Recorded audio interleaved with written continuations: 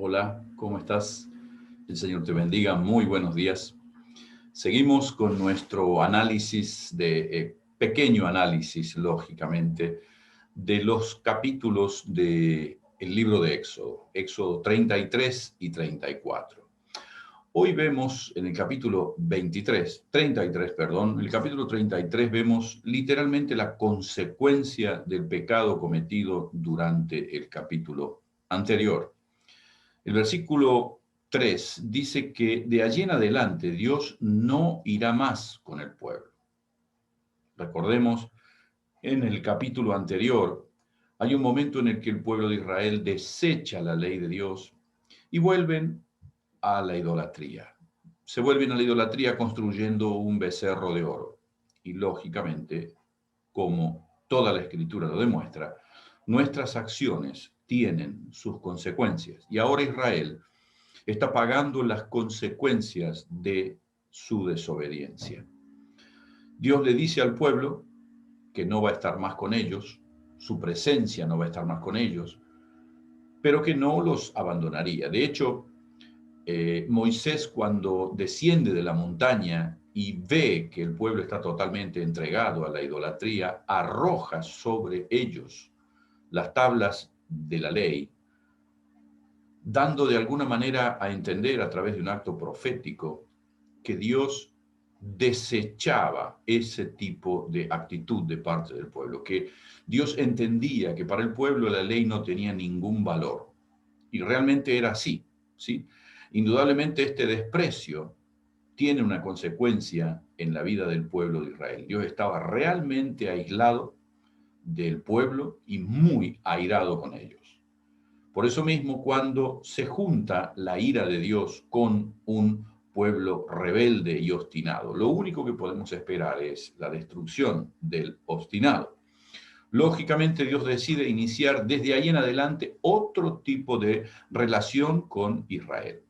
Moisés pide perdón por el pueblo, pero Dios no había concedido el perdón. El versículo 5 de Éxodo 33 es lapidario, realmente. El versículo 5, Dios le dice a Moisés: quítate pues tus atavíos hasta que yo decida qué haré. En otros términos, Moisés le pide perdón y Dios no solo no le dice te perdono, sino que le dice quítate tus atavíos. Recordemos que los atavíos eran lo que indicaban que esa persona había sido consagrada a Dios. Dios le dice al pueblo, quítate los atavíos. En otras palabras, no eres más aquello que eras sin ese atavío. Y la respuesta es, ya voy a ver qué voy a hacer con ellos. Una respuesta durísima de parte de Dios frente a la desobediencia. Lógicamente, sin duda, esta respuesta durísima hace que prácticamente en el Nuevo Testamento no hay enseñanzas en contra de la construcción de imágenes, en contra de la idolatría. ¿Por qué? Porque Israel aprendió ese día lo que era construir una imagen.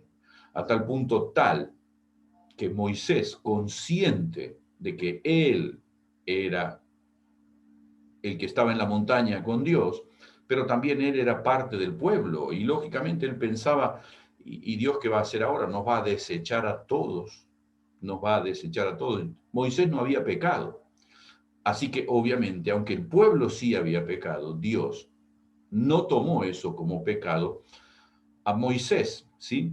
Y se daban dos situaciones enfrentadas, porque Dios le dice a Moisés que no seguiría con el pueblo, pero a su vez vemos un diálogo que hay entre Moisés y Dios en el capítulo 33, versículos 7 al 11, en el que se dice que Moisés hablaba con Dios cara a cara. Lo que se describe desde el versículo 12 y hasta el final del capítulo es una verdadera conversación entre amigos, personas íntimas, donde Dios y su siervo están en una constante relación de ida y vuelta, tal cual como Jesús lo dice en Juan 15, ya no os llamaré siervo, porque el siervo no sabe lo que hace su Señor, pero os he llamado amigos, porque todas las cosas que oí de mi Padre os las he dado a conocer. En el capítulo 34 continúa esta historia y literalmente podemos contener en el capítulo 34 lo que podemos llamar la segunda versión, entre comillas, de los 10 mandamientos. O sea, no es que Dios haya cambiado, sino simplemente que lo primero que vemos como instrucción en el capítulo 34 es que Dios le pide a Moisés otra vez 2 tablas iguales que antes. Es decir, en el capítulo 19 le había dado todas las instrucciones, en el 20 recibe los 10 mandamientos, ¿sí? Y lógicamente cuando desciende de la montaña rompe esas piedras y ahora Dios le dice, ven de nuevo. Pero aquí hay algo interesante, muy interesante. Al principio del capítulo 24, Dios le dice a Moisés, llama a los ancianos de Israel para que vengan contigo a la montaña y se queden al pie de la montaña. En el capítulo 34, Dios le dice a Moisés, ven tú solo. Y allí inicia otro tipo de trato de Dios con su pueblo. Ya no con el pueblo. Ahora el pueblo va a tener que depender, literalmente, de una sola persona. En este momento el pueblo dependía total y plenamente de Moisés. Aquí se establecen las bases de una relación. El pueblo que no había valorado el pacto pierde la oportunidad de relacionarse directamente con Dios. Y esta es una gran lección para nosotros hoy. ¿Por qué? Porque cuando nosotros no cultivamos nuestra relación con Dios, cuando lo tomamos como una cosa común y todo esto es normal, que la voz del Espíritu Santo empiece a ser cada vez más imperceptible en nuestra vida. A mí me ha tocado aconsejar a muchas personas que dicen, lo que pasa es que a mí Dios no me habla. Y la verdad es que es contrario a la Biblia que Dios no hable. Es contrario a la Biblia. ¿Por qué? Porque cuando uno le busca, Dios se deja encontrar. Pero cuando uno le busca porque tiene alguna que otra complicación y no para tener una relación con Él, Dios literalmente dice lo que dice el capítulo 34. Yo no quiero saber nada con ellos, pero contigo sí. Contigo sí. Ven al monte, ven que contigo cara a cara podemos hablar. Lógicamente, a veces Dios permite a aquellas personas que buscan desesperadamente a Dios, Dios permite un tiempo de desierto para trabajar en el interior de la persona. Pero somos conscientes totalmente de que cuando Dios terminó con el trato, Dios vuelve a dejarse oír. ¿Por qué? Porque Dios está más interesado que nosotros en que le oigamos. Indudablemente, Moisés continúa pidiéndole clemencia, insiste diciéndole a Dios que considere a Israel como su herencia en el versículo 9. Y la respuesta es lapidaria. Yo hago el pacto delante del pueblo y será cosa tremenda la que haré contigo, le dice Dios a Moisés. Ahora Dios tiene un pacto con Moisés, no con el pueblo, solo con Moisés. Y Moisés debía tratar con el pueblo. Esto no era así en los planes iniciales de Dios. Nunca fue así. Ahora Dios cambió. ¿Por qué? Porque cuando nosotros nos ponemos en una actitud de rebelión, Dios dice, bueno, ok, esa es tu postura, muy bien. Yo voy a modificar mi accionar. Si tú quieres ser rebelde, bueno, ok. Dios siempre nos va a estar llamando a que tengamos una buena relación con Él.